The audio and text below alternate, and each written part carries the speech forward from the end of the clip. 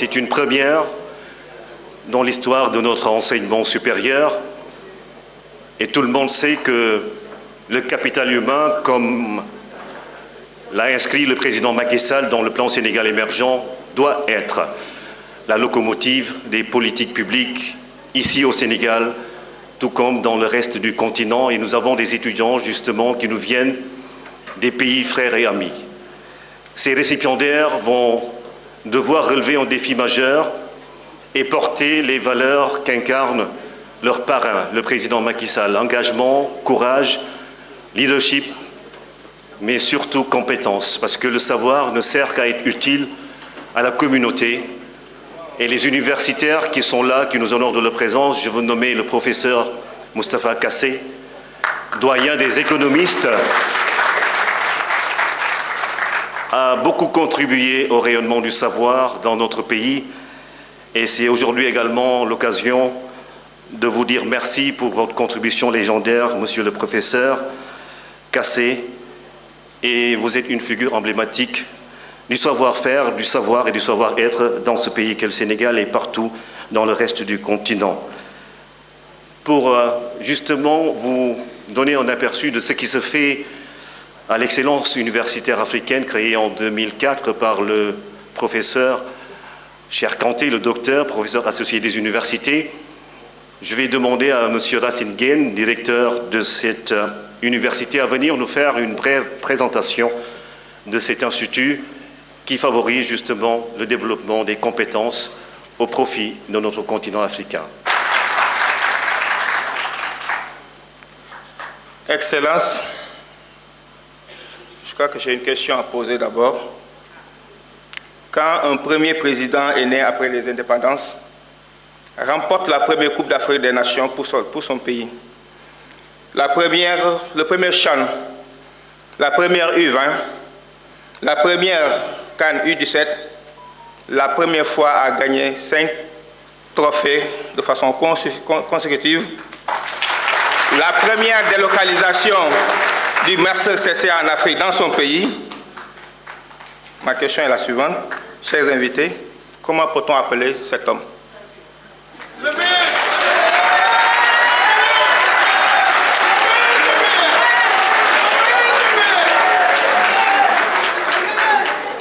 Donc, Président, Excellence, Monsieur le Président de la République du Sénégal, Messieurs les ministres, Messieurs et Madame membres du corps diplomatique, Professeur Alim Bey, recteur de l'Université Cheikh Anta Diop, Professeur Moustapha Kassé, le doyen des économistes africains, Professeur Jean-Hervé Lorenzi, Président du Cercle des économistes et vice-président de notre université, l'Excellence universitaire africaine, Professeur Jean-François Kassa, Président du Conseil scientifique et de l'EUA, le Professeur Christian de Boissieu, qui est vice-président du Cercle des économistes, mais surtout membre du Conseil scientifique de l'Excellence universitaire africaine, le Professeur Lionel Escaf, qui est en ligne de l'Université d'Angers, qui est le président de la chaire de régulation financière,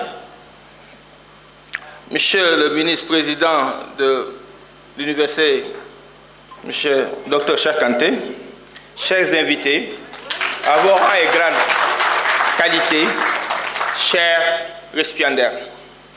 Excellence, Monsieur le Président de la République, je voudrais tout d'abord témoigner notre fierté, notre joie immense de vous voir accepter non seulement de présider cette cérémonie, mais surtout d'avoir parrainé cette belle promotion. Excellence, le choix de votre autorité n'est pas fortuit, car nous, Africains, Sénégalais, jeunes comme âgés, avons vu vos réalisations, transformant le visage de ce pays, le Sénégal, comme une vitrine reluisante et pleine de bonheur intérieur et de prospérité. Excellence, cette promotion que vous préparez aujourd'hui puisera des valeurs que vous avez inculquées au commun des Africains, des Sénégalais et particulièrement à cette jeunesse. Le travail, le sens de la responsabilité, le code d'honneur. Cher récipiendaire, vous avez un parrain exemplaire pour vous, un guide, et je suis sûr que le parcours exceptionnel de ce grand homme vous obligera à plus de dévouement, de travail, de responsabilité et de persévérance. Cher récipiendaire, vous avez fait le bon choix d'accroître vos connaissances, vos valeurs intellectuelles et vos propres employabilités. Monsieur le Président de la République du Sénégal, l'UIA est un temple du savoir, avec un corps professoral de qualité que nous mettons à disposition des jeunes Africains, mais aussi des entreprises, des institutions pour des formations à la carte qui cadrent avec leurs aspirations. Nous proposons aussi des formations aux collectivités territoriales, des programmes de formation d'encadrement pour l'élaboration de leurs différents programmes. Excellence, avec votre permission, je voudrais remercier sincèrement et très chaleureusement le docteur Cheikh Kanté, que j'ai rencontré au César en 1997. Le professeur Jean-François est témoin. Un homme qui a eu une carrière d'enseignant au César de façon que je peux juger exceptionnelle. Quelqu'un, pour faire travailler ses étudiants, était prêt même à offrir ses honoraires pour les motiver, pour les premiers, les plus performants. Il y a des étudiants ici, donc ils peuvent même le témoigner. Je remercie le professeur Jean-François Cassa, président du conseil scientifique, pour son assistance, pour son concours au règlement du programme. Les étudiants le connaissent très bien. À ces remerciements, il s'ajoute pour l'Université d'Angers, donc le directeur François Pantin, représenté par Lionel Escaf, donc il va prendre la parole tout à l'heure. Excellence, je veux dédier une mention spéciale à tout le corps enseignant de l'UIA pour leur engagement sans faille pour l'éclosion de l'excellence. Sans oublier Jean-Hervé Lorenzi, Christian de Boissieu, qui sont donc des membres et qui nous aident. Je terminerai par rendre un hommage à nos professeurs, grands intellectuels de référence mondiale. Je veux nommer le professeur Moustapha Kassé et le professeur Amadou Alimbey. Nous sommes fiers de vous. Excellence, encore une fois, merci. Nous vous souhaitons la bienvenue dans cette auguste salle. Je vous remercie. Président de la République, Mesdames, Messieurs les membres du corps diplomatique, Mesdames, Messieurs les ministres, honorables députés, Mesdames, Messieurs les directeurs, chers professeurs, chers invités, en vos rangs, grades et qualités. C'est avec un réel honneur et un plaisir que je m'adresse à vous en cette journée mémorable pour nous, étudiants. Excellences, Monsieur le Président de la République, distingués invités, permettez-moi à l'entame de mon propos de remercier mes camarades étudiants de l'excellence universitaire africaine qui m'ont fait l'honneur de porter leur voix. Chers récipiendaires, nous avons eu une chance d'intégrer la grande famille EUA, que ce soit en présentiel ou en virtuel. Bien que nous ne nous connaissions pas au début de cette formation, nous avons ensemble relevé un défi commun, celui de terminer avec succès nos études dans le contexte difficile marqué, entre autres, par l'avènement de la pandémie Covid-19. Cette réussite, nous la devons particulièrement à notre volonté, notre culte de discipline et notre travail, mais aussi à toutes ces personnes qui nous ont inlassablement soutenus. Chers camarades diplômés, un nouveau chapitre vient de s'ouvrir dans nos vies professionnelles. Un chapitre à travers lequel nos chemins divergeront certes, mais tâchons de toujours garder en souvenir cette belle expérience humaine. En effet, quel que soit le rôle que l'on choisit de jouer dans la société, cette belle comédie humaine, où se rencontrent des hommes et des femmes d'horizons et d'aspirations diverses, il faut toujours se rappeler d'une chose. Ce qui compte vraiment, c'est ce que l'on est dans sa vérité et ce que l'on peut faire pour les autres. Un grand compositeur au début du XXe siècle disait à la mère du légendaire pianiste Horowitz, « Votre fils sera toujours bon pianiste, mais cela ne suffit pas. Il doit être aussi un homme cultivé. » Je me permettrai de paraphraser ces propos en disant qu'au bout de quelques années, nous serons tous soit de bons juristes, de bons experts comptables, de bons commissaires aux comptes, de bons sociologues, mais cela ne suffit pas. Et c'est peut-être cet esprit qui fait toute la différence. Cette capacité à voir en l'autre, non pas sa carte de visite, mais sa personne, sa vie, ce roman extraordinaire qu'il faudra manipuler avec tendresse. Le diplôme du Master CCA que nous apprêtons à recevoir est une référence, ici et ailleurs, et ouvre la voie au métier de la comptabilité, de la gestion, de la finance, du contrôle et du conseil. Au passage, permettez-moi d'adresser mes vives félicitations aux diplômés du Master CCA de l'IAE d'Angers, titulaires du diplôme supérieur de comptabilité et de gestion DCG, diplôme d'État français, cette voie royale qui mène vers l'expertise comptable. Dans la quête de ce parchemin, nous avons été accompagnés par des personnes qui ont fortement contribué à la réalisation de nos objectifs. Nos remerciements à M. Racine Guène, directeur général de l'EUA, à qui nous exprimons toute notre gratitude pour sa bienveillante compréhension et son appui constant. Nous confondons dans ces remerciements les membres du corps professoral, ceux de Dakar et ceux d'Angers. Plus particulièrement, permettez-moi de citer le professeur Jean-François Casta,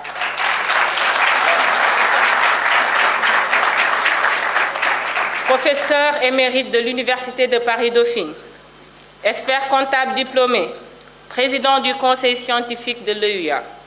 La présence de cette sommité de la science à nos côtés tout au long de notre formation nous a été d'un apport inestimable. Qu'il en soit chaleureusement remercié. L'EUA, Université d'excellence, c'est toute une histoire, tout un parcours. L'histoire d'un enseignant émérite qui ne se donne point de limites. La création de ce prestigieux temple du savoir, après avoir contribué à la formation de plusieurs cadres sénégalais et africains, est une parfaite illustration du sens de son engagement et de son action. Je veux nommer le ministre d'État, le Dr Cheikh Kanté, président fondateur de l'EUA depuis 2004. Personnellement, j'ai eu la chance de le rencontrer au CESAC, où il fut mon professeur de stratégie en 2008. Je témoigne que les étudiants ne voulaient jamais rater son cours, car il représentait une source de motivation intarissable pour nous. Grâce à son concours, certains ont rejoint de grandes entreprises. D'autres ont pu accéder à la prestigieuse Université de Paris-Dauphine grâce à son encadrement et celui du professeur Casta. Votre engagement pour un futur meilleur, vous l'avez manifesté au-delà de l'espace universitaire. Il vous a conduit dans le champ des affaires publiques auprès d'un homme exemplaire qui nous a fait l'insigne honneur d'accepter d'être notre parrain. Excellence, Monsieur le Président de la République, nous sommes fiers d'appartenir à la promotion Macky Sall. Excellence, Monsieur le Président, votre parcours réussi, vos réalisations à la tête du Sénégal et votre image sur la scène internationale inscriront, en n'en point douter, votre nom en lettres d'or dans les annales de la postérité.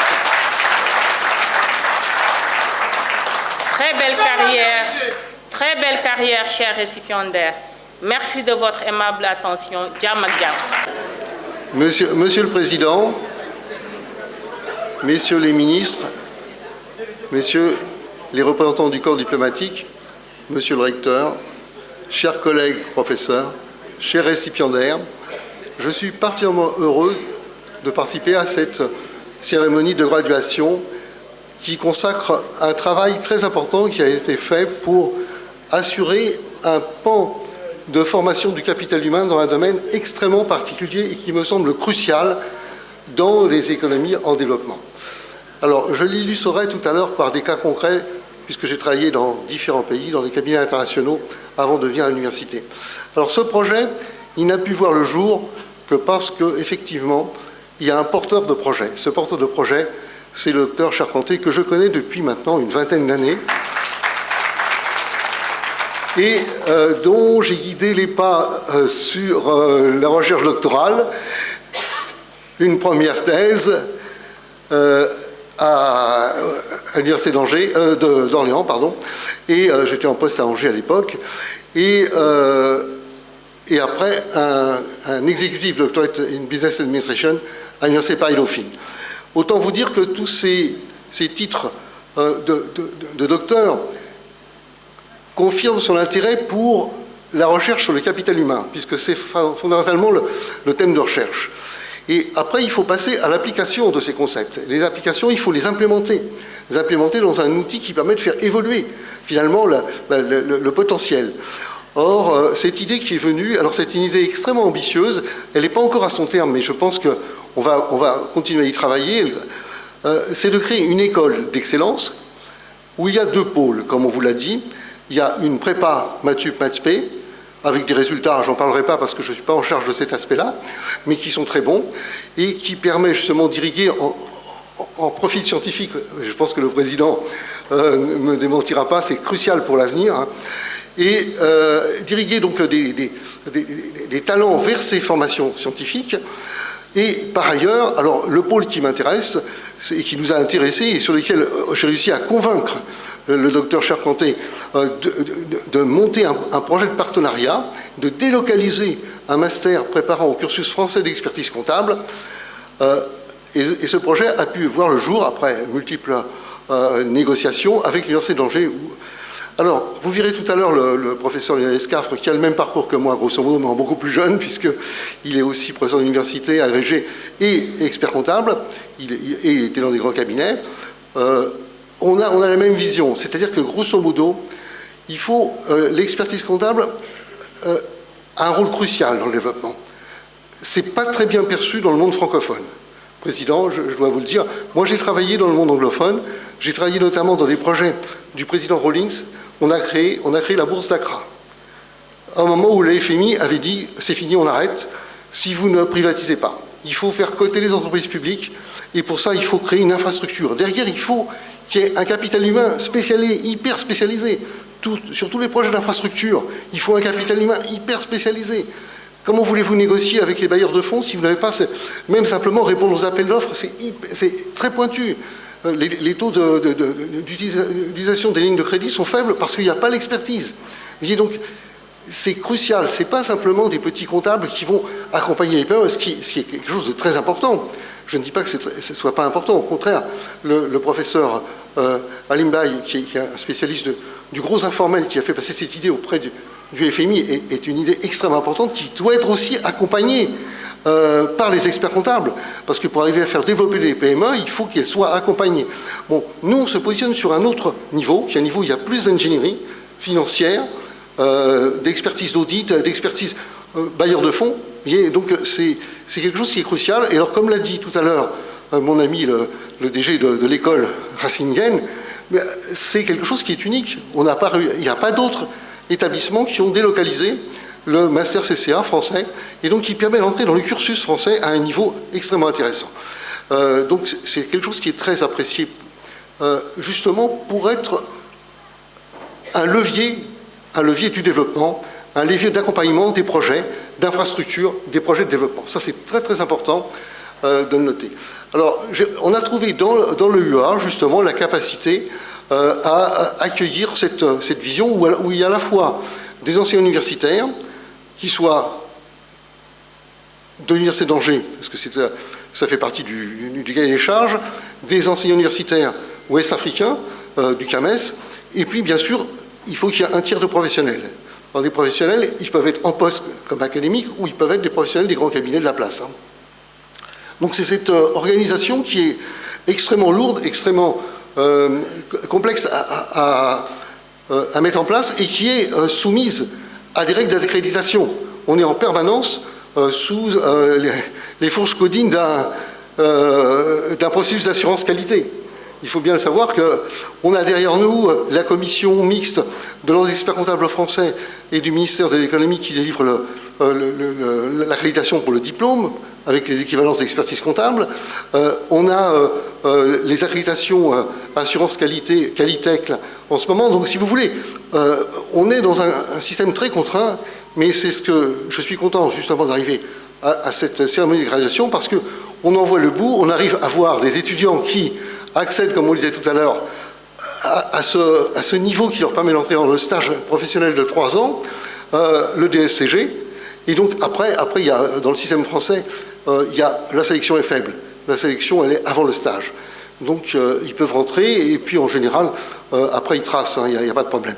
Voilà un petit peu, donc je suis vraiment très content de cet aboutissement, et je suis encore plus content que ça puisse servir au développement du Sénégal, pays auquel je suis très attaché pour des raisons personnelles. Je vous remercie. Provence, vous avez eu la gentillesse d'animer nos rencontres économiques sous la présidence de Jean-Hervé Lorenzi et de votre serviteur. Je voudrais saluer le ministre d'État, Cheikh Kanté. Cher Cheikh, c'est grâce à toi que nous sommes ici depuis quelques années. Madame la ministre d'État, je voudrais vous saluer. Je ne peux pas saluer tout le monde, j'ai 5 minutes et je vais y passer 4 à saluer les uns les autres. Monsieur le grand chancelier, collègues économistes, je voudrais dire 2 choses qui résument un peu ce que nous... Le nous, ce n'est pas un pluriel de majesté. Le nous, c'est un collectif que j'ai en tête. Ce que nous faisons depuis 4-5 ans dans votre beau pays, sous la présidence du président Macky Sall et avec le regard et le soutien bienveillant de Cheikh Kanté. Nous intervenons dans 2 directions. La dimension académique, qui est à l'honneur aujourd'hui, et la dimension expertise, sur laquelle je dirai quelques mots. Alors, sur la dimension académique, moi je voudrais saluer les... J'ose pas vous appeler étudiant, parce qu'en général, vous avez déjà une vie professionnelle derrière vous, et puis vous avez l'avenir devant vous. Mais je trouve que c'est un grand événement de pouvoir voir aboutir souvent vos sacrifices personnels pour suivre vos formations à cheval entre Dakar et la France. Et la dimension africaine me paraît tout à fait fondamentale ici. Ce qu'a dit Jean-François Casta tout à l'heure me fait penser à une formule que j'ai découverte un peu par hasard quand j'avais 20 et quelques années, donc il y a longtemps. Pierre-Joseph Proudhon, dont je ne suis pas l'adepte, rassurez-vous, qui disait la propriété c'est le vol. Pour moi, la propriété, c'est pas le vol. Mais Pierre-Joseph Proudhon, dans les années 1850, avait écrit un bouquin qui s'appelait « Philosophie de la misère », dans laquelle, cher Jean-François, il a cette formule qui me fait réfléchir depuis 50 ans. Il dit « Le comptable est le véritable économiste ». Cette formule de Proudhon me fait réfléchir aux relations entre la comptabilité, l'expertise comptable, commissariat aux comptes et nous, nos activités d'économistes. Alors, on a pas mal parlé de Dauphine.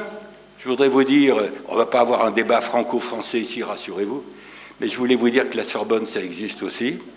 Je suis professeur émérite à la Sorbonne depuis longtemps, depuis 40 ans. Émérite, en bon français, ça veut dire pas tout jeune, hein, si vous traduisez. Et en charge de formation, pas de comptabilité, mais de banque et finance, mais on se retrouve les uns les autres. On se retrouve heureusement parce qu'on a besoin les uns des autres.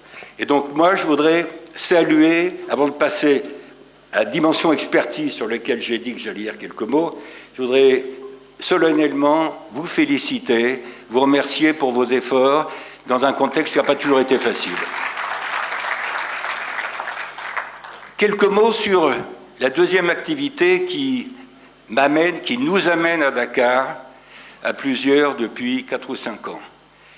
Monsieur le Président, vous avez créé un comité scientifique présidé par notre ami Cheikh Kanté, auquel nous retrouvons quelques-uns autour de cette table et certains dans la salle, y compris d'ailleurs avec les experts du Centre de développement de l'OCDE.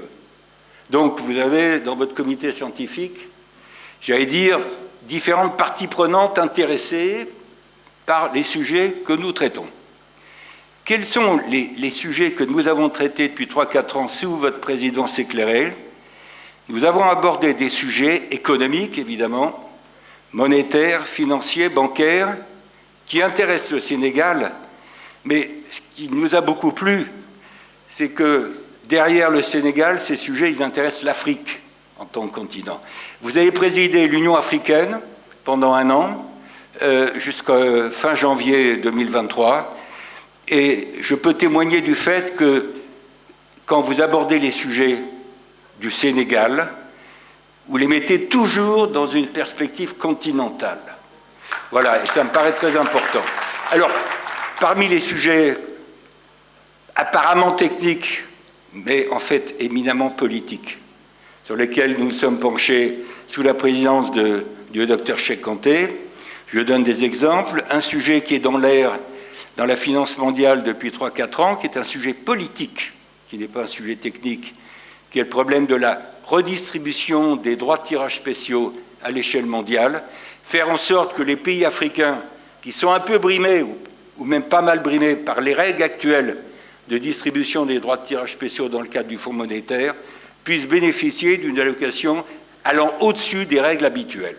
Nous nous battons là-dessus, sous votre présidence éclairée, et j'ai le sentiment que grâce à vous, Président, grâce à Cheikh Kanté, grâce à quelques autres dans cette salle, nous avons fait avancer le dossier ici, et peut-être aussi du côté français.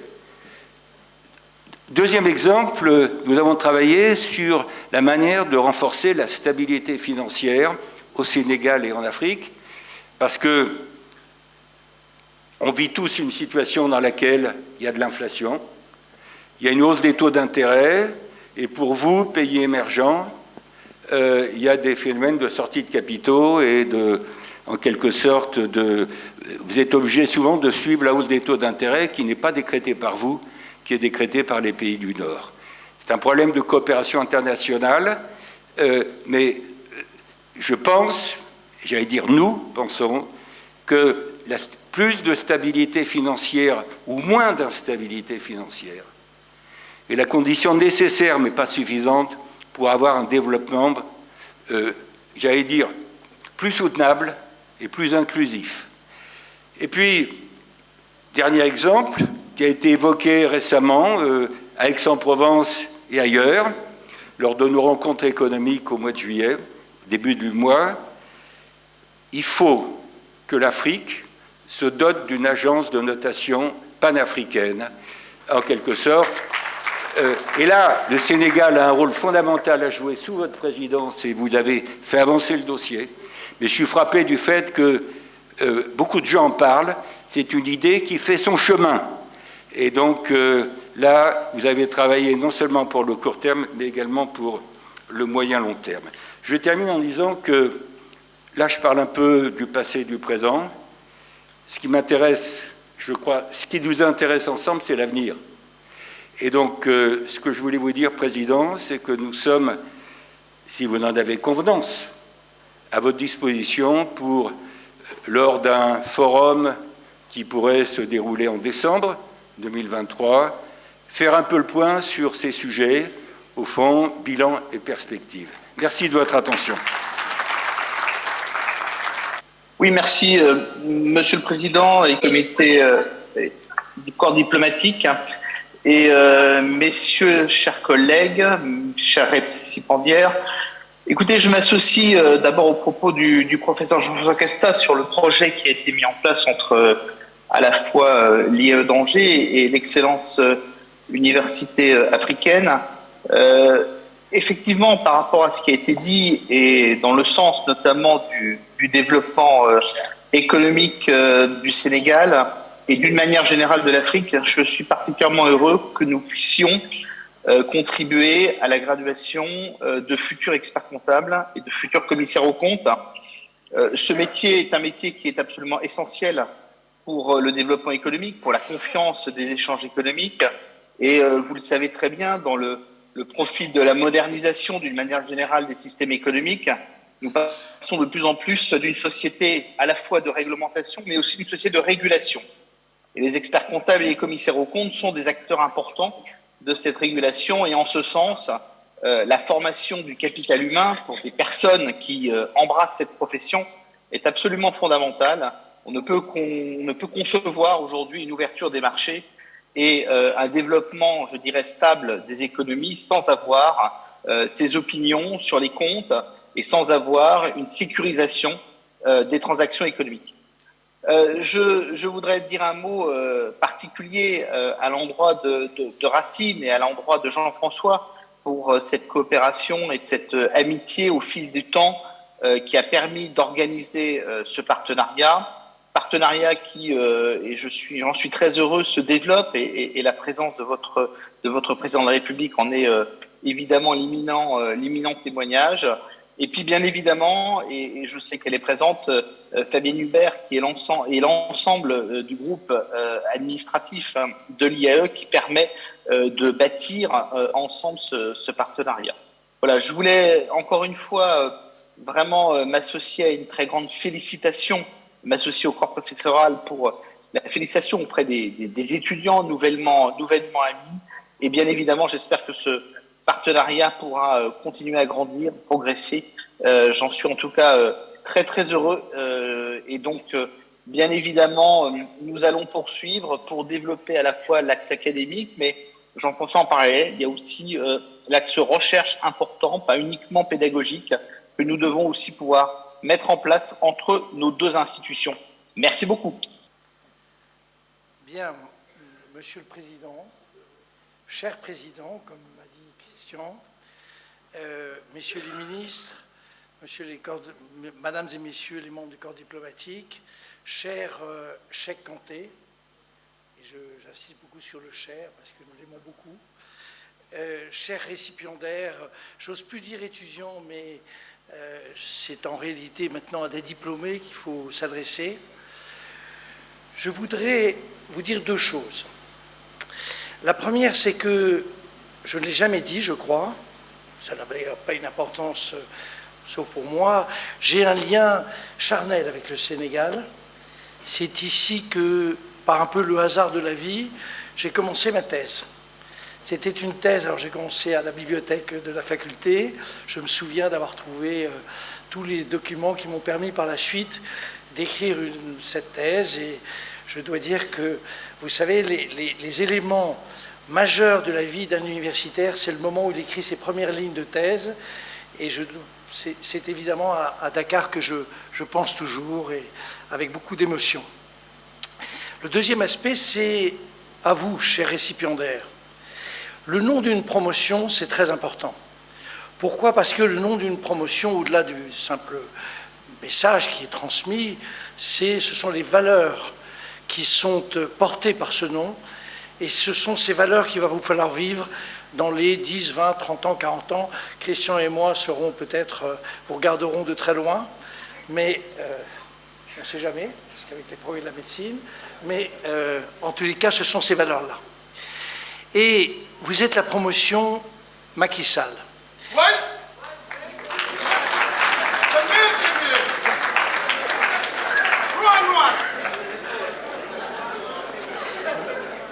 Vous êtes la promotion Macky Sall et cette promotion, ce nom, doit vous donner, vous obliger à mettre en valeur 3 mots-clés pour les années qui viennent. Le premier mot-clé, c'est celui de la compétence. On a beaucoup parlé j'allais dire, de ce que vous aviez fait, de ce que vous allez faire, mais vous êtes avant tout des femmes et des hommes qui allez avoir des responsabilités. Le mot compétence est majeur et je vais peut-être en dire un mot plus précis. Après, le mot engagement. La vie n'a pas de sens si on ne s'engage pas. Nous sommes tous les uns et les autres engagés dans les missions que nous nous confions à nous-mêmes. Et c'est le point le plus important. Et enfin, et Christian en a déjà parlé, mais je le compléterai, le mot de la vision et de la vision internationale. Alors pourquoi est-ce que j'emploie ces 3 mots pour le nom de votre promotion, Macky Sall? Vous pouvez... Non, pas un petit mot là? C'est ça la réalité. Voilà. J'aime bien quand il rajoute quelque chose. Voilà, c'est bien. C'est exemplaire. Exemplaire, exactement. C'est une chef d'État après l'indépendance qui a fait tout bonheur du Sénégal, qui a apporté 5 coupes d'Afrique, les universités, le meilleur président du monde. Ça, c'est moi qui vais le dire, c'est pas vous. Alors, le mot compétence, j'ai regardé dans la carrière du président Macky Sall ce qui est le plus exceptionnel. Il y a beaucoup de choses exceptionnelles, vous venez de le souligner avec un ton de voix qui me plaît bien, mais je vais essayer de le décrire de manière plus précise. Le président Macky Sall a commencé par des études extrêmement sérieuses, solides, scientifiques, qui étaient à l'Institut des sciences de la Terre, puis après à l'IFP, à l'ENSPM, mais c'est dans une approche scientifique du monde qu'il a créé, au fond, une sorte de rigueur intellectuelle qu'il faut que vous ayez. Mais alors, j'ai entendu en écoutant Jean-François Casta, j'ai compris que l'expertise comptable, c'était sérieux. J'en étais pas convaincu au début, mais depuis que Jean-François Casta l'a dit, j'en suis convaincu. Bravo pour cet aspect-là. Mais ce qui est très important, c'est qu'en reprenant la carrière politique du président Macky Sall, je me suis aperçu que de 2000 à 2003, 2004, en réalité, tous les postes qu'il a eus étaient des postes qui correspondaient à sa compétence, celle de géologie, celle d'hydraulique, celle de tout ce qui concernait finalement l'utilisation de la terre. Bravo. Essayez de suivre cet exemple-là. Le deuxième aspect, le deuxième mot, c'est celui d'engagement. Et je dois dire que votre promotion sera en réalité marquée par cet engagement politique du président Macky Sall. Alors là aussi, j'ai repris toute sa carrière, mais vous la connaissez aussi bien que moi. Elle est évidemment d'abord et avant tout sénégalaise. Elle est d'abord et avant tout celle de 2 élections gagnées de manière magistrale comme président de la République, en 2012 et en 2019. Et elle est en réalité internationale, et vous allez voir pourquoi j'en parle, mais Christian en a déjà parlé. Elle est parce que dès 2013, ses collègues de l'Union africaine vont lui confier des missions qui seront des missions de présidence, que ce soit la CEDEAO par la suite, etc. Tout ça se termine par la présidence de l'Union africaine en 2022, et auquel effectivement nous avons eu le grand bonheur j'allais dire, de participer de manière indirecte, puisque nous avons travaillé un peu avec le président Macky Sall. Donc ce deuxième mot d'engagement, essayez de le conserver au plus profond de vous-même. Puis le troisième mot, c'est le mot de vision. Christian en a beaucoup parlé. Il a dit que sous la présidence du président Macky Sall et sous l'autorité de Cheikh Kanté, nous avons donc eu un conseil scientifique. On a beaucoup travaillé, mais on a travaillé non seulement évidemment sur le Sénégal, mais d'abord sur l'Afrique, cette vision globale. Et je dois vous dire quelque chose qui est très important. Il y avait, depuis, disons, la fin de la Deuxième Guerre mondiale, une vision mondiale qui s'appelait le consensus de Washington. Le consensus de Washington, ça consistait à dire tous les pays, mais notamment les pays émergents, les pays en développement, se doivent de maintenir une rigueur budgétaire, une rigueur dans la gestion de leurs affaires exceptionnelle, et notamment éviter tout ce qui, de près ou de loin, permettait de subventionner, de répartir de manière plus favorable, donc ce que Cheikh, par la suite, a appelé le maquisme, de répartir, tout ça était exclu. Il y a 4 ans, nous étions nombreux, il y avait le président Macky Sall entouré de 5 chefs d'État, de la directrice générale du Fonds monétaire qui venait d'être nommée. Il y avait beaucoup de monde qui venait de partout, de toute l'Afrique.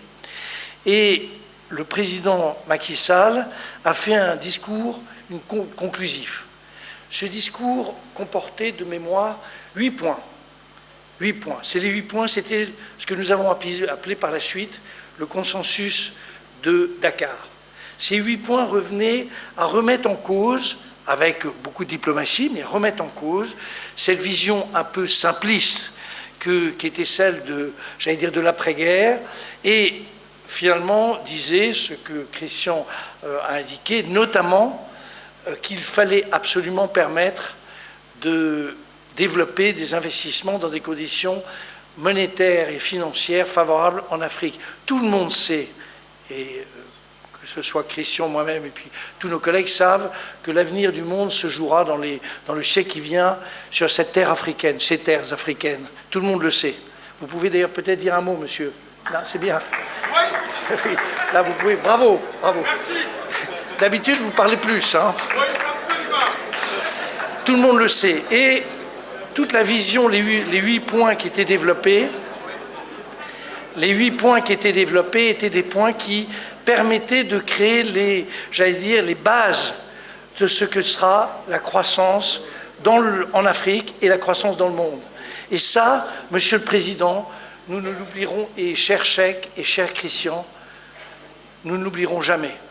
Et je pense qu'il est rare dans l'existence d'avoir assisté à la transformation d'une vision du monde qui est une vision du monde du passé, qui avait ses mérites, à une vision du monde qui est celle de l'avenir. Ce jour-là, il y a 4 ans, le président Macky Sall a en réalité déterminé les contours de ce que pourrait être la croissance africaine dans les décennies qui viennent. Et ça, mes amis, ne l'oubliez jamais, jamais, tout simplement parce que ça, c'est ce que l'on se doit à soi-même et ce que le président Macky Sall vous indique en vous traçant la voie. Je vous remercie. Leur parchemin.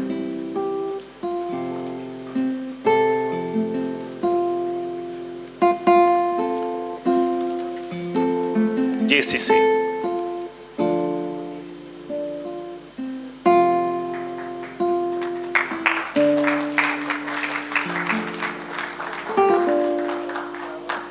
Omo Aminata Diagne.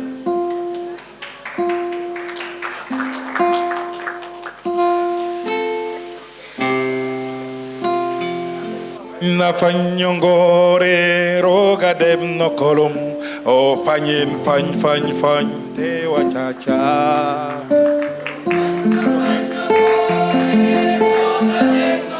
Ibrahima Diakhaté. o fany fanyongore roga dem no kolum o fanyin fany te wachacha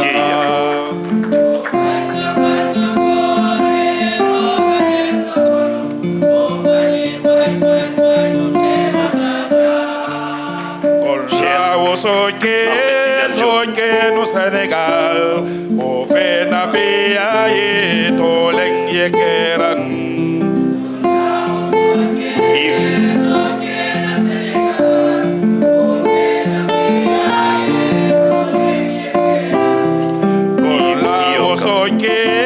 soke na Senegal o fe na via ye to leng ye keran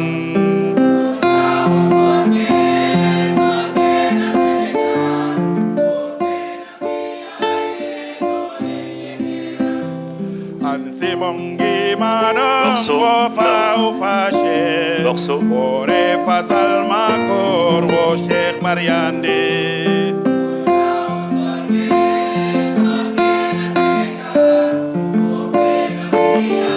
Mam Fatou Cham. Kola wo soke na Senegal. O fe na via ye to leng ye keran.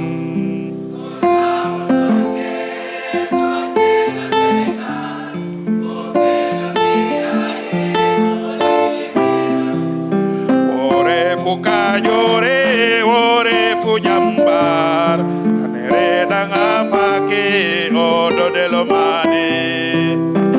Et la photo avec Abdoulouane qui a déjà reçu Amini. La photo avec le premier la première cohorte. La Costa Namini.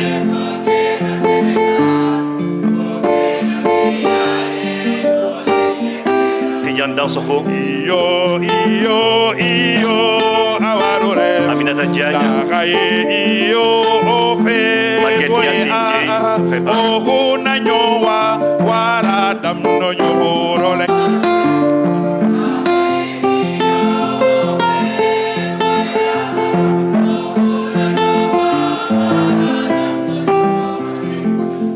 onde ndela damno ken farok waginum watin jomaye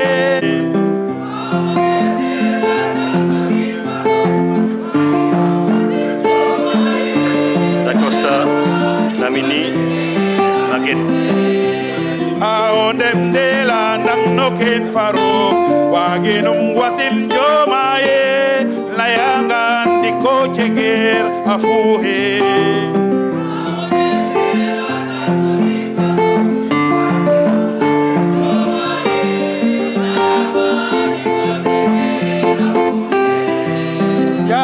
Satine, Ahamadaman, Yala Satine, Yala Satine, Ahamadaman, Yala Satine.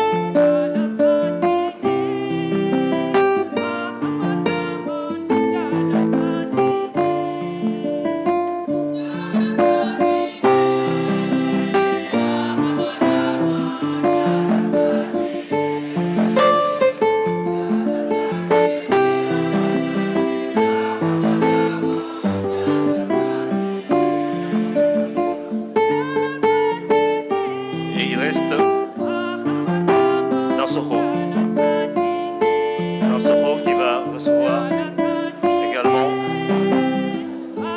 son diplôme.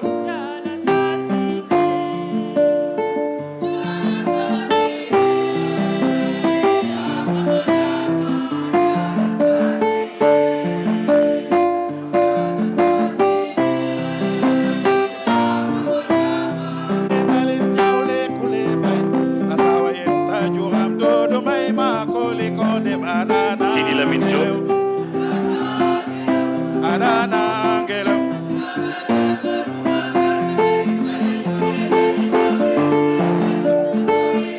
Pape Cheikh Gueye.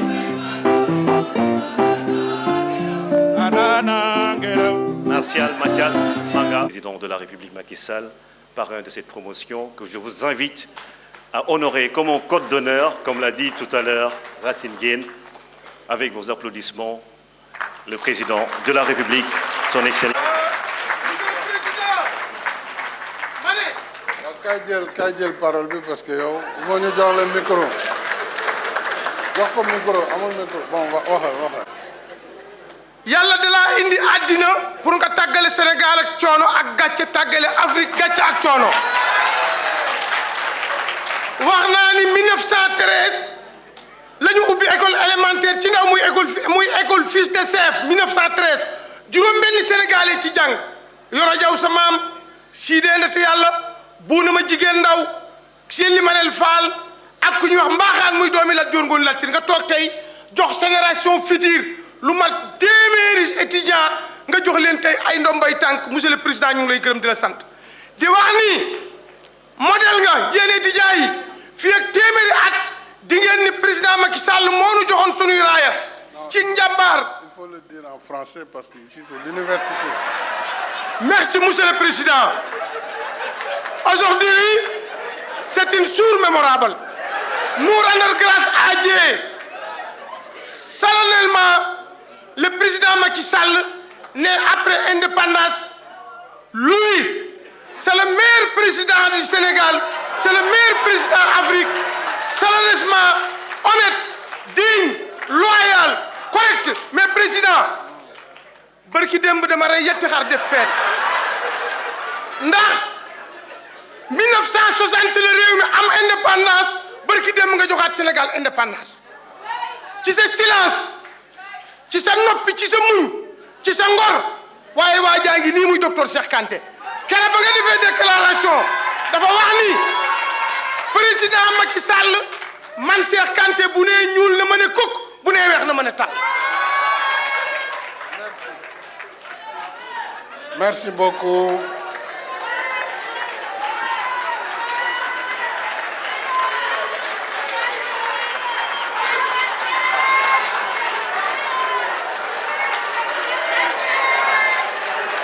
Merci beaucoup, chers amis.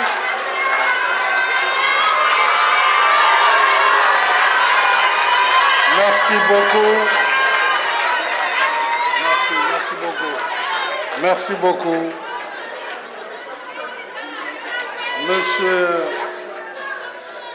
Monsieur le ministre d'État, Cheikh Kanté, chers amis, cher professeur Jean-Hervé Lorenzi, cher professeur Christian de Boissieu, cher professeur Jean-François Cassa,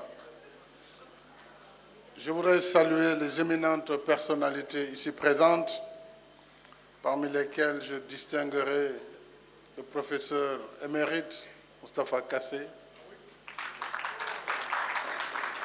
le professeur Ndioro Ndiaye, le professeur Ndeye Marème Badiane, qui pour la petite histoire m'a enseigné l'anglais à l'Institut des sciences de la Terre, ainsi que le professeur Ndeye Lucie Cissé et toutes les éminentes personnalités ici présentes. Je suis le recteur de l'université Cheikh Anta Diop, distingués participants à vos rangs, grades et qualités.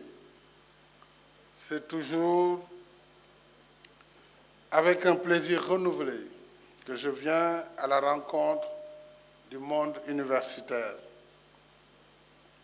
Justement parce que l'université, qui est un pôle d'excellence et un espace de diffusion du savoir, contribue à éclairer les esprits et à former les ressources humaines qui soutiennent le progrès des nations. Or, la richesse à la base du progrès des peuples réside dans la qualité des ressources humaines, vous l'avez rappelé. Du plombier à l'ingénieur, du petit comptable à l'expert comptable. Il ne peut y avoir de développement sans ressources humaines de qualité et en nombre suffisant. Et dans cette dynamique de progrès, chaque corps de métier doit trouver la place qui valorise son potentiel.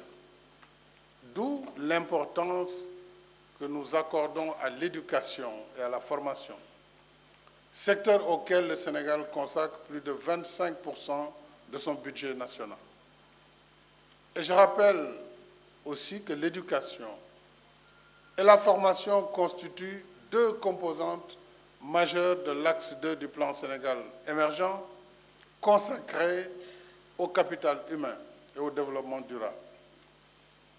C'est dire combien je me réjouis de la double initiative de l'excellence universitaire africaine, organiser cette cérémonie de remise de diplômes aux 3 premières promotions du master en comptabilité, contrôle audit de l'université d'Angers, délocalisée à Dakar.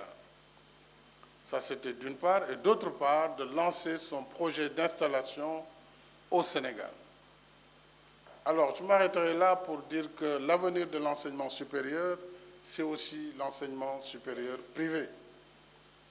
Nous avons vu depuis les indépendances, de gros efforts ont été faits par les États, énormément de ressources injectées. Il nous faut, à présent, faire ou passer vers le point d'inflexion pour que l'enseignement privé supérieur puisse accompagner de façon efficace et surtout efficiente la formation supérieure des cadres. Chères lauréates, chers lauréats, en vous adressant mes chaleureuses félicitations, je devine votre fierté et celle de vos parents de voir votre dur labeur aujourd'hui récompensé.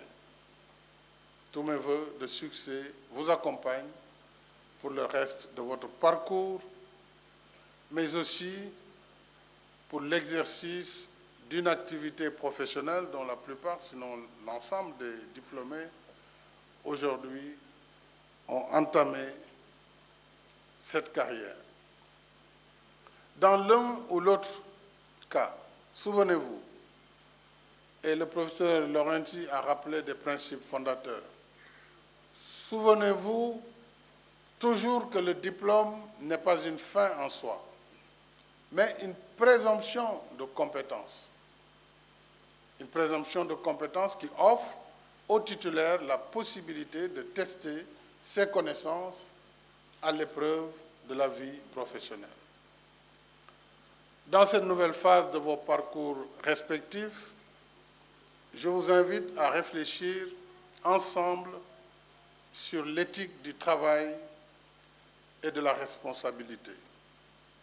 Et je voudrais m'appesantir sur ces deux dimensions.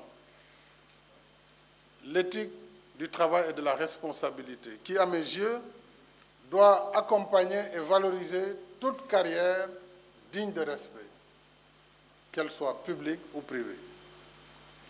L'éthique du travail et de la responsabilité suppose d'abord que l'exercice de toute activité professionnelle puisse allier le savoir, le savoir-faire, mais aussi et surtout le savoir-être, la tenue et la retenue. Ces qualités n'habitent que les meilleurs esprits. Ceux qui, occupés par le travail, cherchent la performance et se bonifient avec le temps, un peu comme le vin.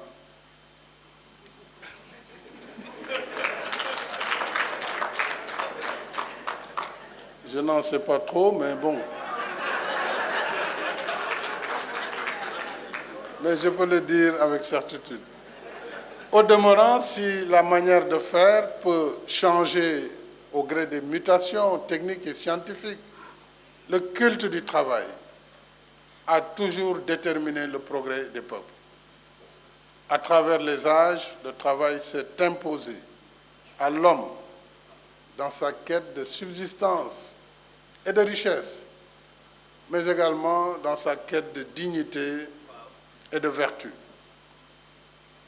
Sa dimension éthique et philosophique est résumée dans la célèbre phrase de Voltaire: « Le travail éloigne de nous trois grands mots, disait-il, l'ennui, le vice et le besoin. » Le travail a aussi nourri et agité la pensée économique depuis Adam Smith, David Ricardo, John Stuart et Karl Marx, entre autres, pour ne citer que quelques classiques, jusqu'à l'ère moderne de la robotisation et aujourd'hui de l'intelligence artificielle.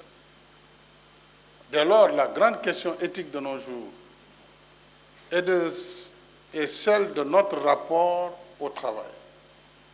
Notre rapport au travail. C'est une grande problématique dans notre pays. Pourquoi se plaindre du travail alors même que d'autres en cherchent? Pourquoi remettre à plus tard le travail qui doit être fait tout de suite, sachant que le temps perdu ne se rattrape jamais. C'est ce qu'on appelle la procrastination. Procrastination, c'est le fait de toujours renvoyer à demain ce qui doit être fait aujourd'hui. Donc il faut éviter de procrastiner. Pourquoi faire mal son travail alors que, pour reprendre Nicolas Poussin, tout ce qui vaut la peine d'être fait vaut la peine d'être bien fait.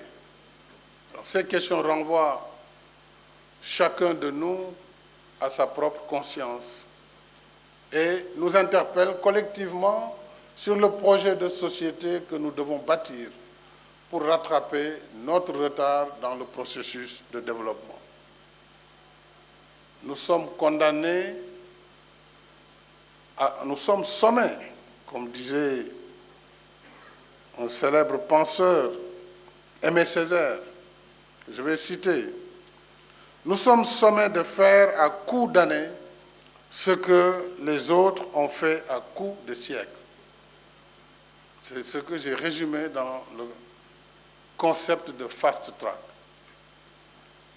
Nous devons faire du fast track un marqueur de ma vision, un marqueur dans la conduite des initiatives et projets publics pour assurer un développement économique et social rapide dans nos États.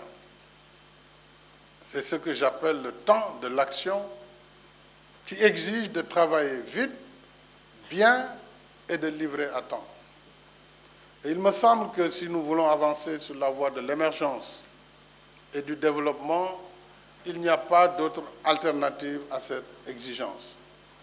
Seul le travail donne vie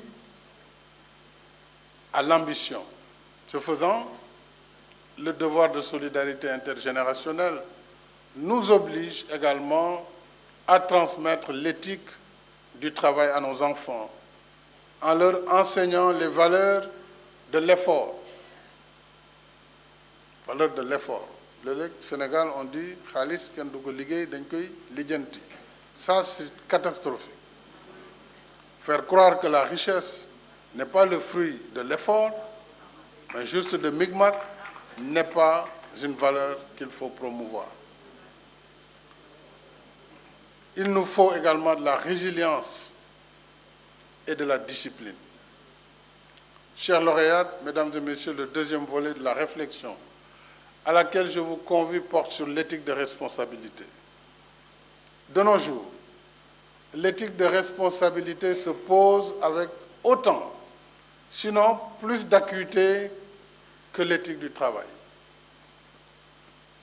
À cause de la volonté ou de la course effrénée vers la notoriété, l'explosion des réseaux sociaux, nous devons, à travers la protection de l'ordre public et de la vie privée, je suis heureux d'être face à deux grands généraux de l'armée sénégalaise, en deuxième section, comme on dit, parce qu'un général n'est jamais à la retraite, sauf s'il est fautif, s'il commet une faute lourde. Heureusement que nous n'en avons pas au Sénégal. Donc, la question de l'ordre public dans nos États, dans nos espaces, exige que l'exercice de toute responsabilité soit encadré par les lois et règlements qui s'y attachent. C'est un impératif minimum de la vie en société. Il en est ainsi de l'activité professionnelle régie par les règles de la déontologie. Ça, c'est extrêmement important pour les experts comptables. Les règles de la déontologie, du secret professionnel et de l'obligation de réserve. C'est là où le bas blesse. Le secret médical doit être gardé par les médecins. Mais chaque fois qu'un malade se prend, on dit « Ah, Wajide, son cœur bat comme ça, il a ceci, il a cela, etc. » C'est un problème. L'exercice permanent et ponctuel d'une activité qui donne accès à la vie privée, qui donne accès aux données personnelles ou une information sensible touchant au bien commun ne doit en effet pas conduire à des dérives aux dépens d'autrui ou au préjudice de l'ordre public. Je ne parle pas ici de l'obligation reditionnelle et de transparence qui régit la gouvernance des affaires publiques. Ça, ce sera aussi votre quotidien. Mais je pense surtout, et en particulier, à la frénésie d'un déballage fait de violation du secret professionnel, de manipulation de l'opinion et d'accusations sans preuve, souvent diffusées à grand débit. En réalité, l'ère moderne souffre d'une pandémie de fake news qui parasite les esprits, porte atteinte à l'honorabilité d'honnêtes citoyens et les expose à la vindicte populaire. Or, dans une société qui se veut ouverte, libre et démocratique comme la nôtre, la liberté perd sa valeur morale chaque fois qu'elle s'affranchit de l'éthique de responsabilité. Alors, tout comme elle fait corps avec la liberté, la responsabilité, l'éthique de responsabilité est en effet inséparable de l'exercice de toute profession.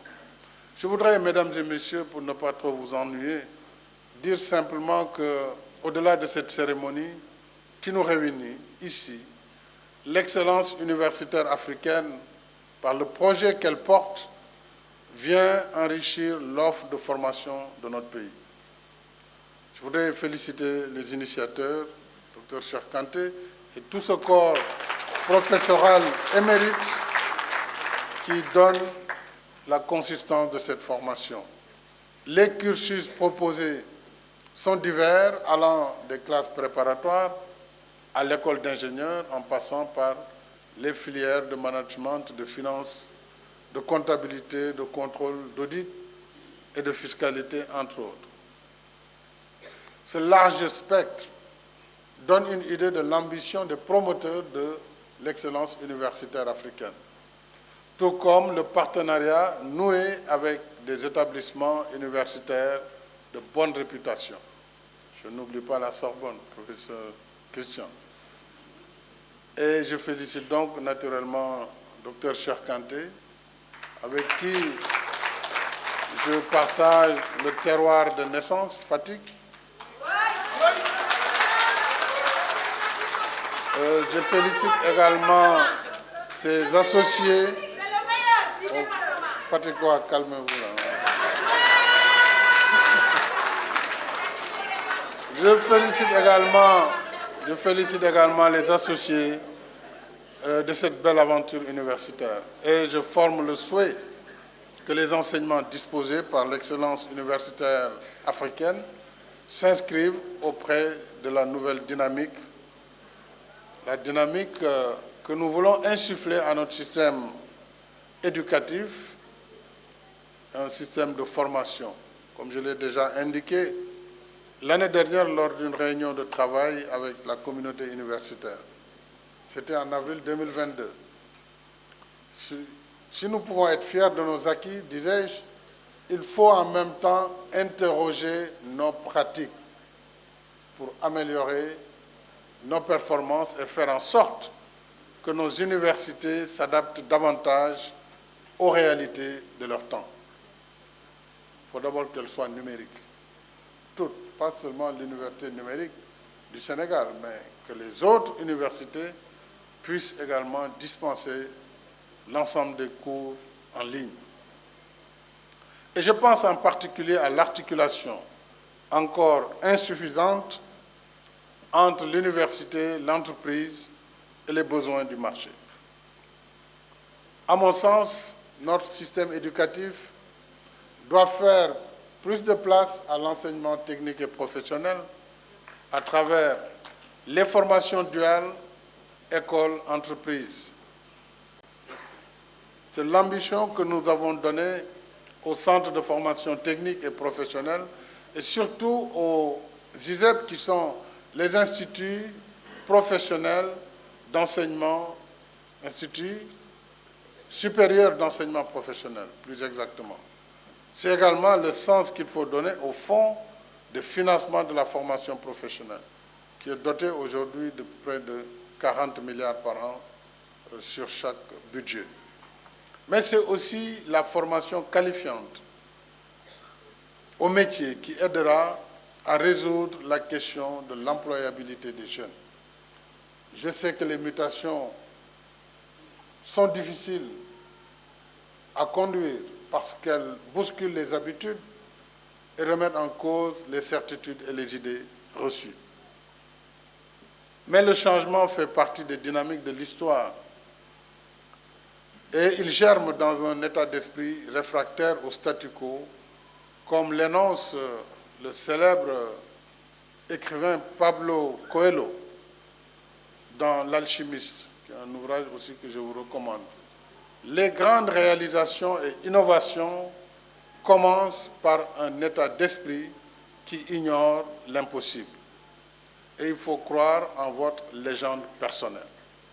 Pour terminer, en fait j'en ai terminé, mais je ne peux pas ne pas remercier l'équipe des économistes, du cercle des économistes français qui ont travaillé avec moi, M. Jean-Hervé Lorenzi, M.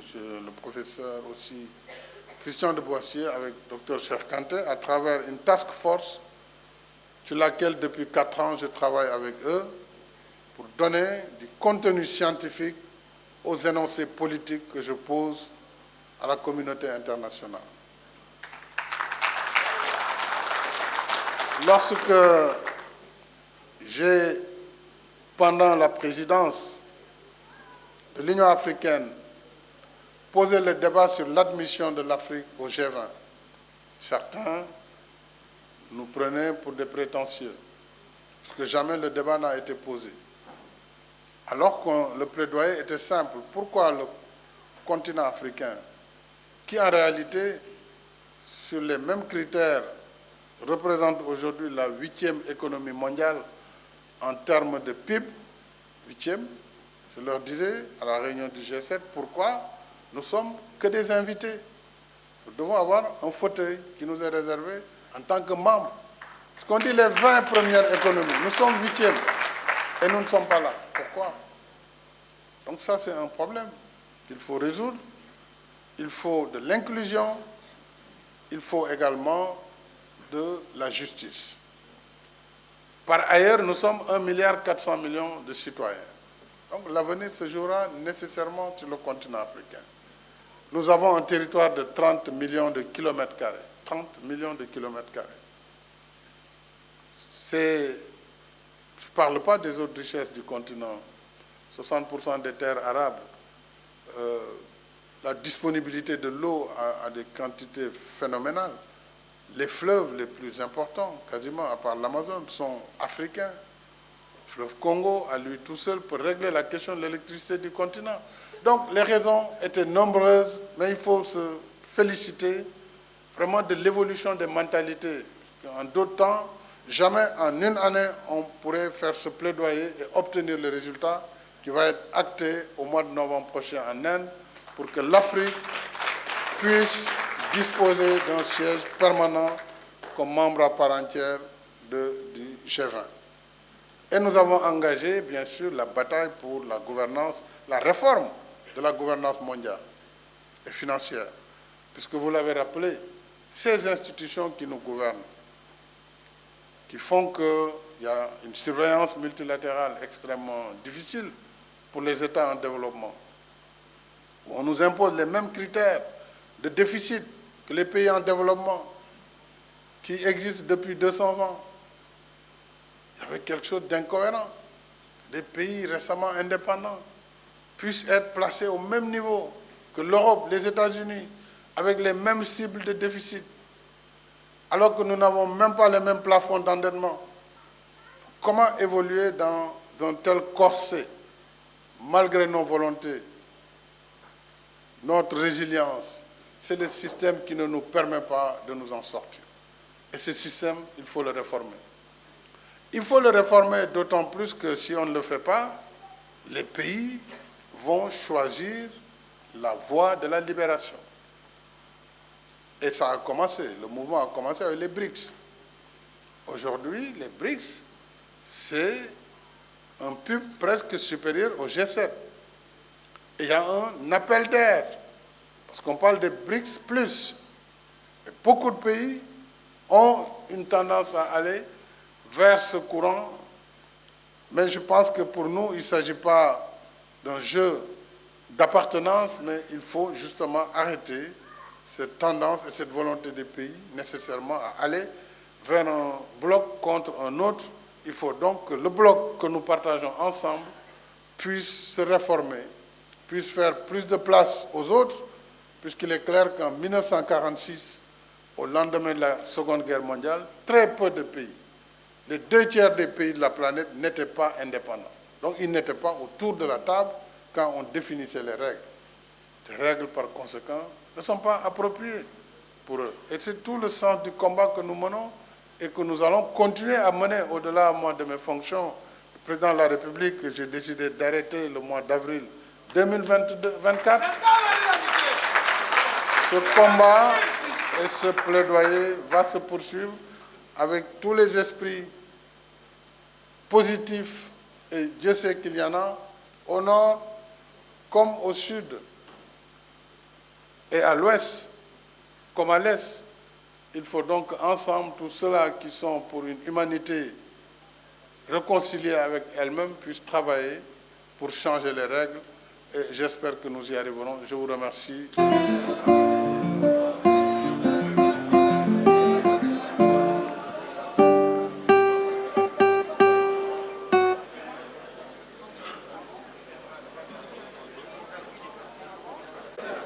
Merci à tous d'avoir été là pour cette cérémonie de remise de diplôme et à bientôt.